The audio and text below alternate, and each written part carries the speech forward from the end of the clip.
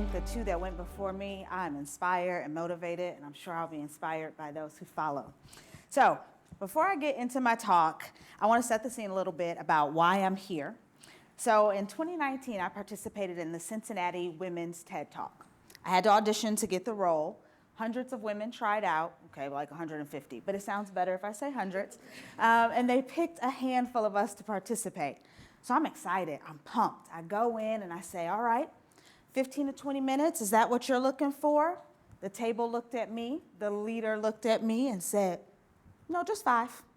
And I'm like, you want me to distill everything that I'm feeling down into 5 minutes? And she said, yeah, don't go over. I said, okay, we can do this. But guess what? Those 5 minutes were everything. It was the therapy that I needed. It was worth its weight in gold. And so I am so excited to share those 5 minutes with you today. Now, I do have my notes. I wanted to recreate that moment for you, and as I tried and practiced to memorize that again, I couldn't get back there because I'm not who I was 5 years ago. I've continued to heal, but I want to recapture that moment for you because people from around the country keep contacting me and telling me that that speech, that TED Talk spoke to them. So I hope you can bear with me while I use my notes. But I do want to take a moment and dedicate this to my mother.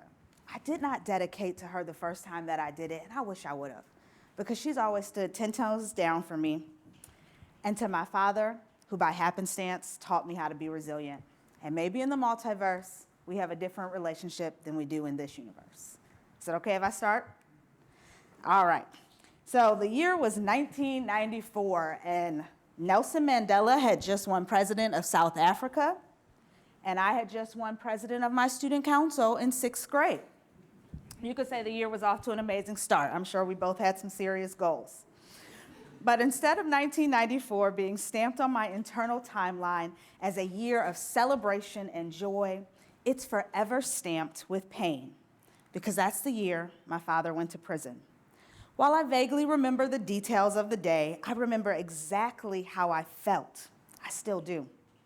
I felt like a glass that hit the floor and shattered into a million tiny little pieces, and everyone around me just quietly swept it up, hoping I wouldn't get cut.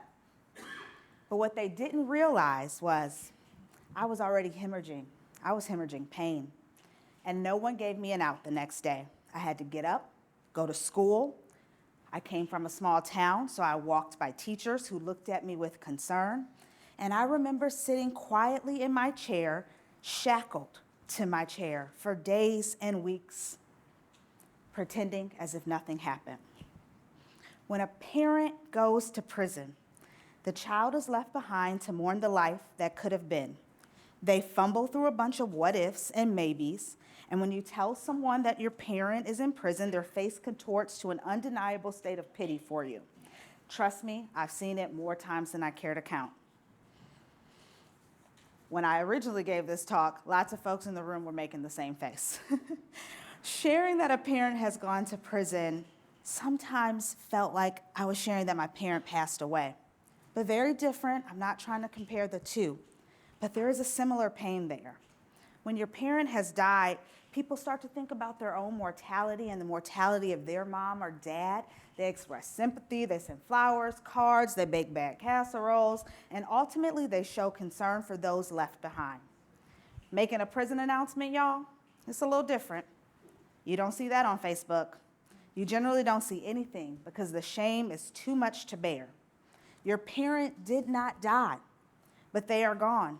And that fills you with a silent rage and pain that you cannot describe. I could not describe. So while the traditional relationship is dead, the physical bodies are still there, and that makes it hard for children to process. I wish I could share with you that my story was a unique one, but unfortunately, it's a classic American tale with the prison industrial complex at the center, and for me, crack cocaine serving as the overture. The prison industrial complex describes the rapid and robust increase in incarceration rates in America. The rate at which we lock up individuals, particularly individuals of color, is alarming. When I first delivered this talk in 2019, there was a recent study that found that there are about 2.7 million minors living with a parent in prison. That's just the folks that they surveyed. But let's color that up a little bit.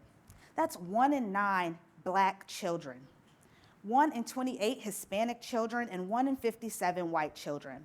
Those numbers caused me to gasp when I first read them because I felt like my sister and I were alone, wearing the invisible orange jumpsuit, and no one ever gave us permission to take it off. Every big accomplishment in my life felt overshadowed by my father's crimes, and on days when I'm feeling inadequate or like an imposter, the voices scream so loudly in my head, "Everyone knows you are a fraud." And before big events, I used to find myself pacing back and forth in the bathroom, my palms sweating, my temperature rising, trying to remind myself that I am bigger than the statistics. But sometimes, still today, I feel like I'm stuck in a nightmare, and I'm still that same 11-year-old girl, and my emotions have not caught up with who I am today. Senior Associate Vice President at a very prestigious institution where they call me Dr. Oz. When a parent goes to prison, it cuts deeply. The old saying is, time heals all wounds. But let's be clear, it leaves a scar. I carried around shame and embarrassment for over a decade, and it took all of my 20s to somewhat begin the healing process. And recently, I realized others needed healing too. While the numbers I shared with you are alarming, or maybe not to this crowd, another disturbing fact is the significant amount of growth from the 1980s to now. We have created 2 entire generations who need healing from the prison industrial complex, and they never served one day behind bars. Children of incarcerated parents have unique social and emotional needs, and unfortunately, they are an afterthought in our society, and they deserve more. I deserve more. My sister deserves more. We need to continue to create spaces that allow them to share their pain, grieve appropriately, and ultimately heal. It is my hope that you are inspired by my scars today to help heal the next generation before it's too late for them. Thank you.